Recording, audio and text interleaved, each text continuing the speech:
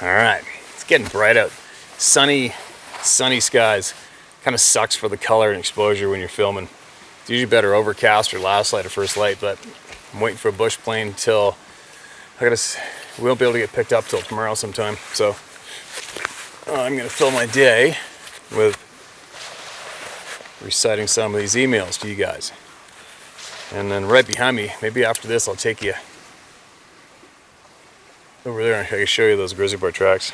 Possibly. Actually, I'll show you guys a grizzly bear trail in the moss just over here. I left a trail camera on it a few days ago and I haven't checked it yet, so hoping to get one of those monster bears on it.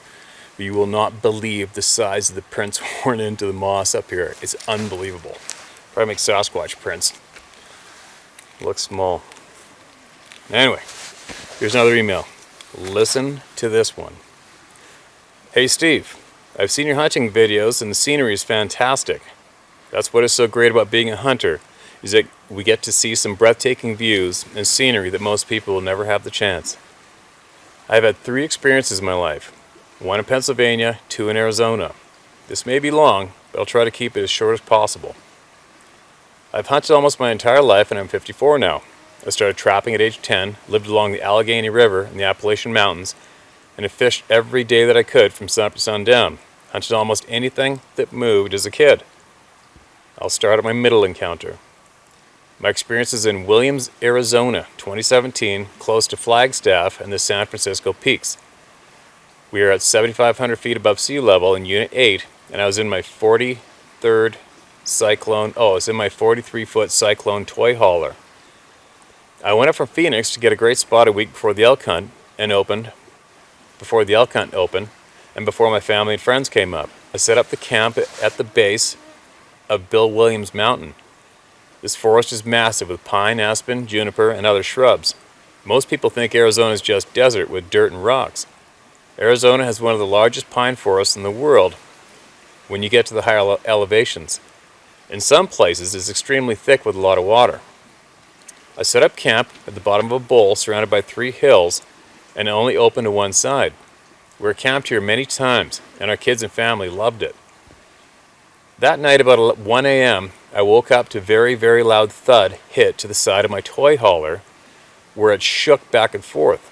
The thud was right below where I slept, about 7 feet up. The toy hauler is 18,000 pounds dry, but was completely filled at about 21,000 pounds and does not move easily. It was set up with the levelers down, and all the weight was on the ground. It took something massive to move it like it did. I did not want to scare whatever it was, so I left my lights off. I thought it could be a bear, but I had my doubts from how it shook.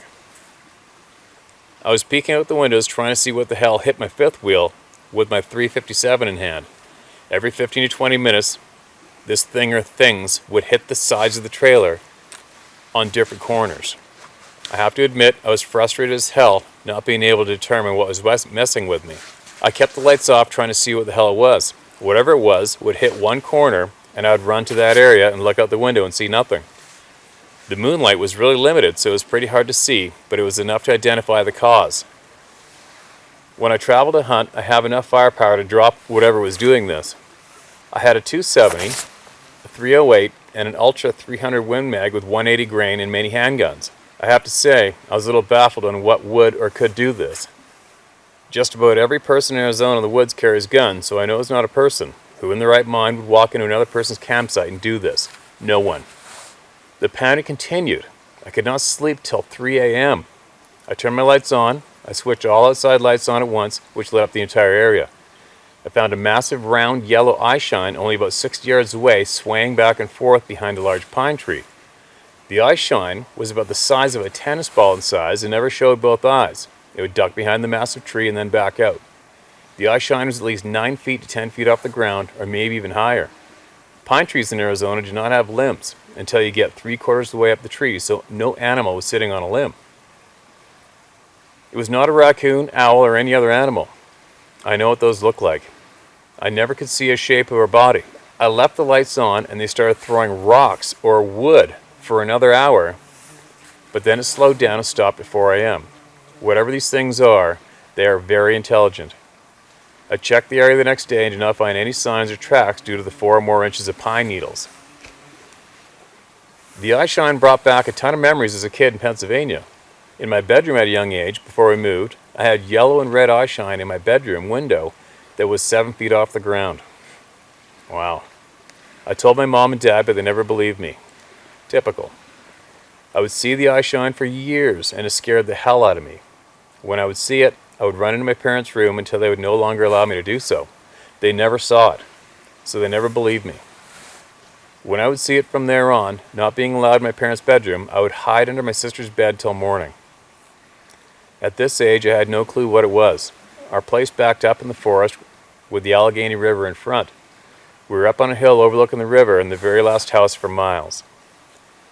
Now, as an adult, a year after my experience in Williams, Arizona, we purchased a cabin deep within the forest right below the Mogollon Rim.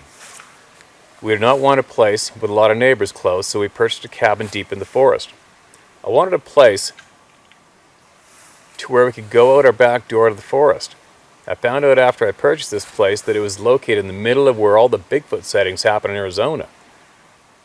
At my cabin, I've had a few different experiences, including large-sized footprints in the snow miles from where anyone would be barefoot.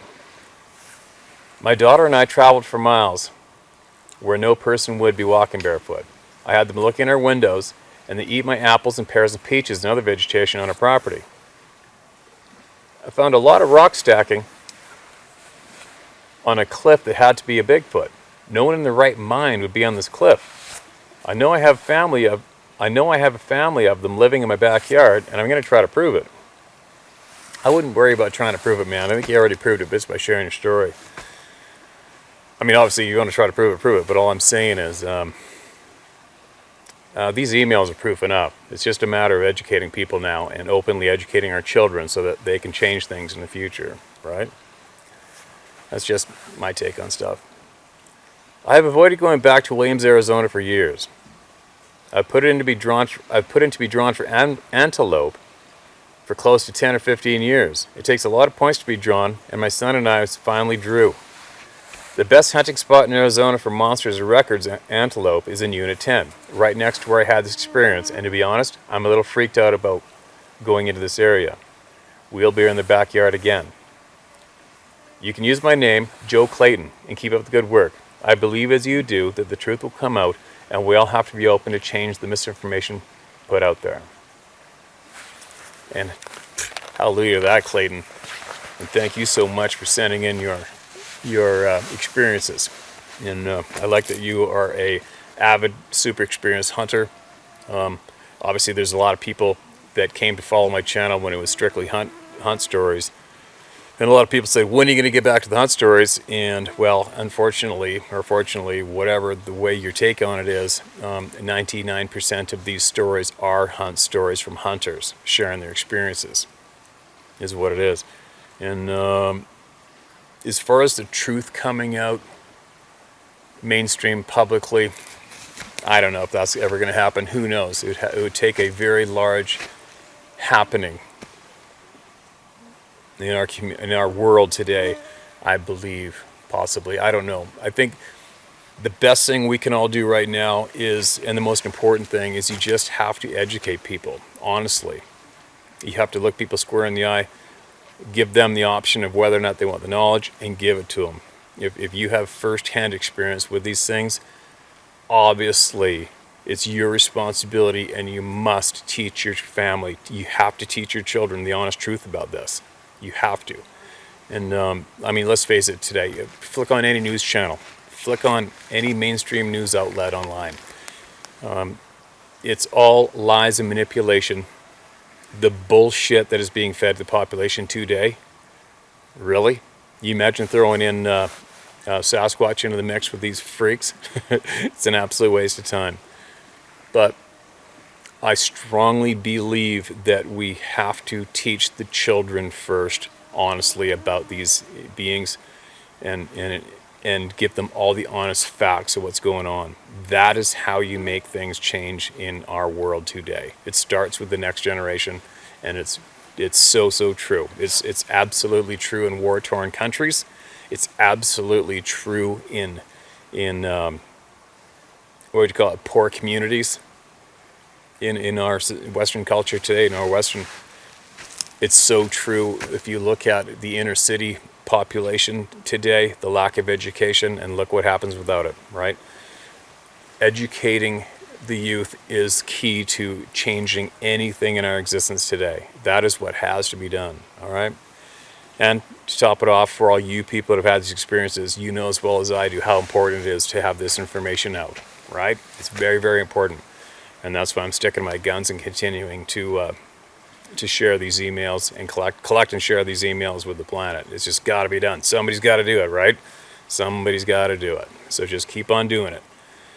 And Clayton, I'm 100% confident you sharing your email here helped many, many people without a doubt.